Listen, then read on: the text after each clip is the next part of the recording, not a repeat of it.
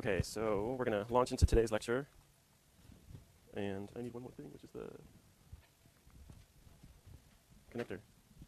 What did I just do with my connector? It was right here.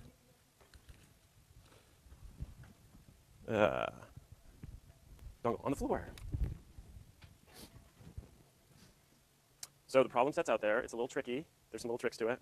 I tried to explain as much as I could in the notes, in those little italic notes, so that it wasn't super complicated. But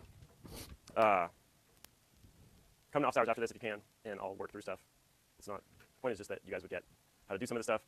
I think it's really relevant. It could totally be what you would be doing as an environmental consultant, this kind of thing. I mean, much more complicatedly, with much bigger spreadsheets and more complicated values.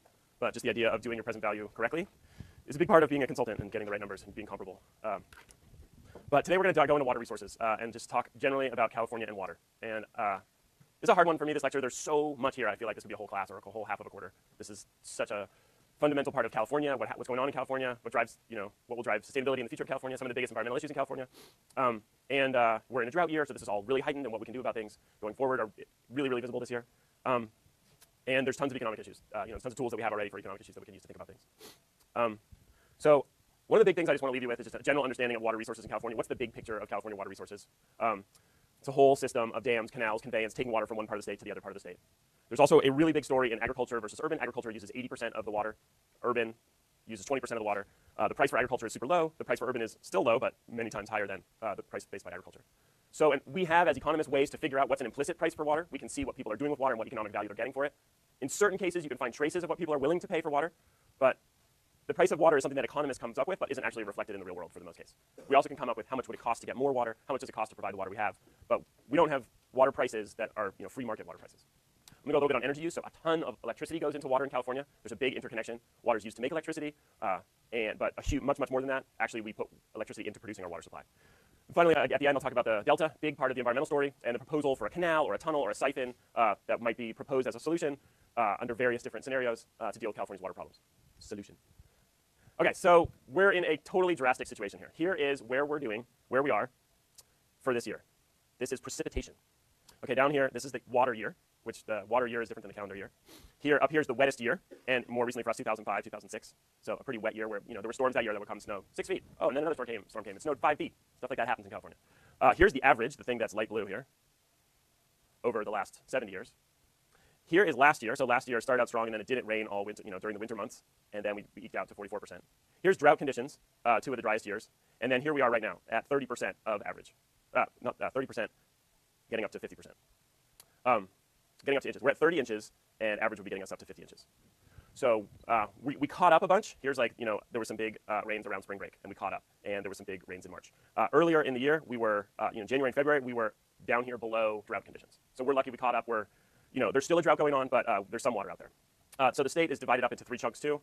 For this precipitation report, these are precipitation measures along the northern Sierra, where a lot of the storage is, and I'll get to this later, but there's separate gauges down here as well. We have a few different ways. We have 3 big ways that I can tell the story of the drought. And the first one is just precipitation, inches of precipitation that have fallen. The second is how much we store in the snow. So they go up, they measure the snow, they measure how much water is in the snow, how deep the snow is. And this story is a little bit worse, okay? Again, we have the high year, the low year, and the median. And then this is the north, the central, and the south, as I said, that are all flowing into different reservoirs in different parts of the water system. So the pink line is where we are, below the drought year.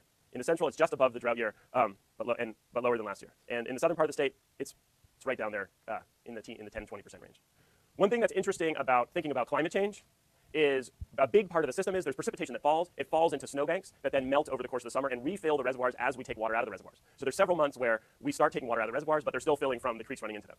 What can be happening now with climate change, and it's getting warmer and warmer, like warmer April, warmer May, warmer June, is more and more can evaporate. So we have an existing model for how much snow is up there and how much that gets into reservoirs. But the warmer it is, the more that can evaporate before it gets to reservoirs. So the way that we've calibrated the amount of moisture that we're going to get out of the Sierra is changing.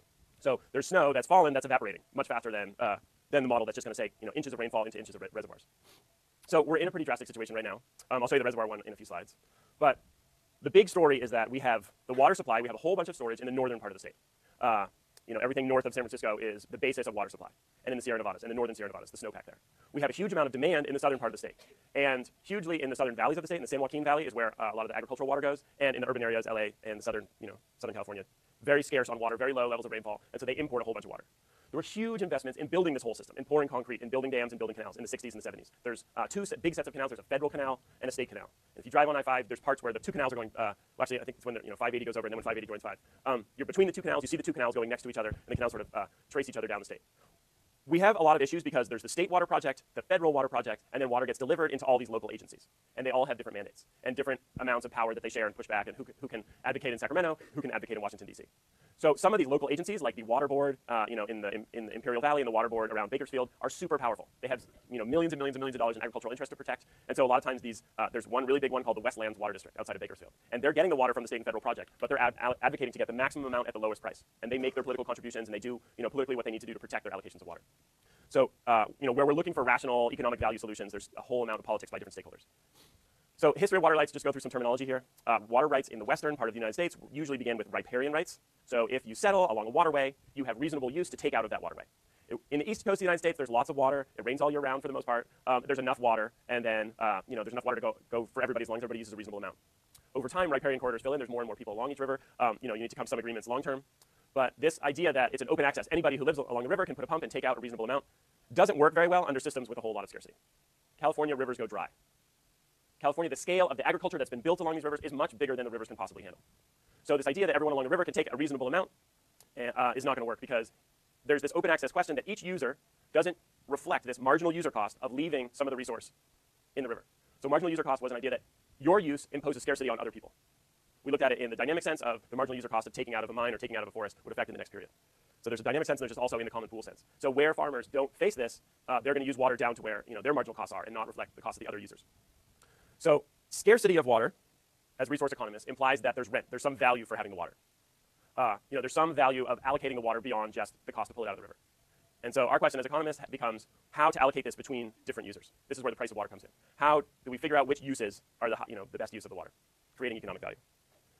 Under scarcity, there's another set of rules called prior appropriations. So if you're the first person into an area, into San Joaquin County, into the Sacramento River watershed, this is where you get first to use it, first in right. So if you can document you were the first person to settle here and irrigate your lands, you have prior rights to the water. And there's primary users and there's secondary users, and there can be lower level of users. And so when scarcity comes, people with a secondary claim on the water don't get to use it, so all the people with prior rights get to use it. I was just up in Mendocino last weekend. There's the Russian River. There's a big dam there. And the dam was paid for by the people in Mendocino County. So they have prior rights on that water. The people in Sonoma County have lower level water rights because they came onto the dam later. So the Russian River probably is going to have enough water this year, but there's a lot of super high value wineries, Alexander Valley, like really premium wine area. And so in that case, the people in Sonoma County would have lower rights than the people in Mendocino County who would have their water allocations filled before the people in Sonoma County. There's another big part of this called use rights, use it or lose it, and this causes a lot of problems. It's a good thing, right? So you can only keep your right to the water if you keep using it, you keep having some economic value created for it. You can't just stop using it and come back on a scarce year with high value, like, oh yeah, I wanted that water. But this creates perverse incentives where people will use water for low value uses because it will maintain their right. Right? They'll still do flood irrigation and use a certain number of acre feet to maintain their rights to that water. They wouldn't want to be more efficient or not grow this year because they might fear that they would lose the right to that water in the future. And the value of land is tied to the value of the water. This is a big issue here where in irrigated land, being able to sell the right to water or lease the right to water with the right to the land gets priced into the value of the land. So if you give up your water right and then later you try to sell that land, you're selling it as dry land. It's worth a lot less than if you sell it as land that has the rights to water. So, when the state was being settled, there was this first in use, first to right, first person to get there, first person to develop irrigated agriculture. But, by the end of the 19th century, over 100 years ago, most of the surface water that was naturally running had already been appropriated. And we have a whole bunch of history of little private water projects, people building dams.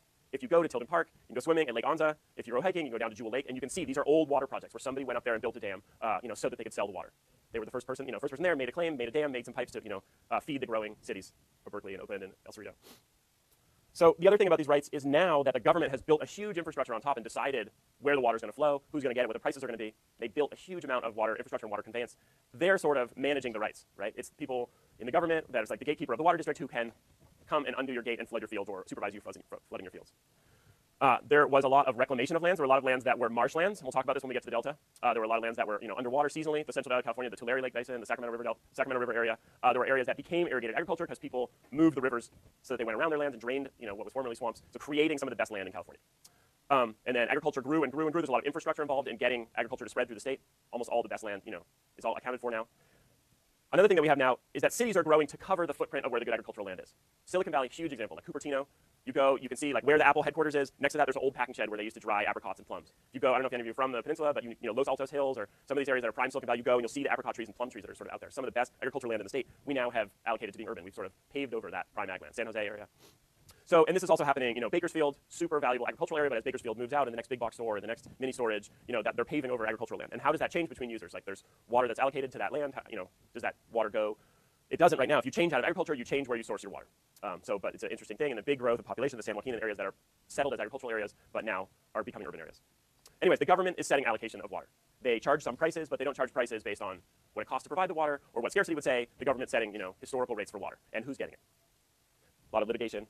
So the one big thing we'll talk about is surface water versus groundwater. So surface water is water that flows on the surface, streams, rivers, and lakes. We have it as a flow. It comes every year. It's not managed as a stock. Where we have reservoirs, we can manage those as stocks, but it's managed sort of as a flow each year. We have for surface water abilities to convey water between watersheds. When you say conveyance, it's just a way to move water. The Eel River is the main river in Humboldt County. There's a tunnel that goes between the Eel River and the Russian River. And the Russian River would probably dry up with all the wineries that are there, but the Russian River flows year-round because surface water from Humboldt County or Mendocino County flows down to Sonoma County to fill the Russian River. We also have a lot of storage. So this is where we have these huge reservoirs. They're managing the release of water into surface waters. So we have these huge reservoirs, and they're just filling it. They're deciding how much water is in the Feather River, how much water is in the Sacramento River. It's later pumped downstream. Can be siphoned away or transported away downstream. But they're importantly moving the use of water between time periods. So we have a rainy season, as I said, so it's just about to end. All of our water falls between November and April. But then the prime time to use water for agriculture is like April to September, April to October. So we are using to make super high value agriculture a whole bunch of water exactly at the opposite time of year of when the water is being created. So the time period issue is really big. Groundwater is the other big source of water besides surface water. This is a problem for private property and property rights. Previously, if you own land, you could drill a well, you could pump what you wanted out of your own well. There's definitely an open access problem with groundwater. Groundwater basins are shared between farmers. They're much bigger than just any individual farm or any individual, the scope of any individual well. So again, there's this marginal user cost to leave water in the groundwater basin for other users. There's a real hard regulatory thing trying to get users to face this marginal user cost. California doesn't have very good groundwater management authorities, and there's a lot of areas that have it, a lot of areas don't, where you need to create a board of the users, get everybody to agree on what measurements of how deep the groundwater is and whether it's falling, everybody sort of face the problem and then make groundwater allocations. Most people feel like they've always had the right to pump as much as they want to be able to keep pumping as much as they want. There's a whole bunch of rules that are related to this appropriation. You can pump a reasonable amount. You can have permits for how much you're going to pump. You can have some administrative system, so somebody can come around from the groundwater district, see what pump size you have. They can put a logger on your pump, see how many hours you pumped. There's ways to do this to make things credible between users, but it's about putting these policies in place. So here's the big picture for California water. It's almost too much to take in, but we can try and think about it. So starting here at sources, this is 1995 from the USGS, 36,000 million gallons per day. Surface water is the bulk of it, but groundwater is a lot too. And so one thing we'll think about this year is that there's less surface water, like we're missing some big chunk of the surface water, and to some extent that will be added on by more groundwater pumping. This is how much, public supply is how much that goes into water treatment for cities. Domestic and commercial use, 5,000. And here you see irrigation and livestock, 30,000. So irrigation, agriculture using so much more than cities. There's some that's used for power plants and some that's used for mining, but they're pretty small compared to these other uses. Then we have where does this water end up? So there's some that's a return flow. Out of this total 36, 10,000 is allowed to flow down rivers and flow out to the sea. And this is a big thing we'll talk about. We need to figure out what the right amount for this is to have a sustainable environment to keep our ecosystems alive. If we use all the water, if we consume it all and put it on fields and evaporate it all, we would have basically killed off the aquatic systems, killed off our marshes and estuaries. So what's the right amount? How do we figure out the right amount so that we have ecosystems, so that we have fish, so that we have salmon? So of the 36,000 total, we have 25,000 being used and 10,000 returning. And this balance is something we'll talk about throughout this lecture. There's a lot of dams in California. This isn't saying size, this is just saying sheer number.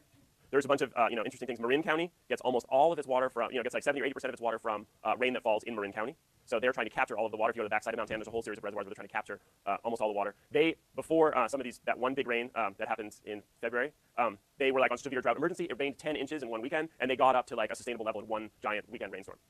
Our water, so say we're here, there's a whole bunch of reservoirs, there's historic ones. If you go up to Tilden Park and look over, there's a whole bunch of reservoirs in Contra Costa County that are part of a complicated system for East Bay Mud. So East Bay Mud has a whole bunch of reservoirs up here in the Sierra foothills, a really complicated piping thing, and then they go into a set of reservoirs around here. So San Francisco has Hetchy and a couple of reservoirs up here, a piping system that comes down and goes to a set of reservoirs along the peninsula.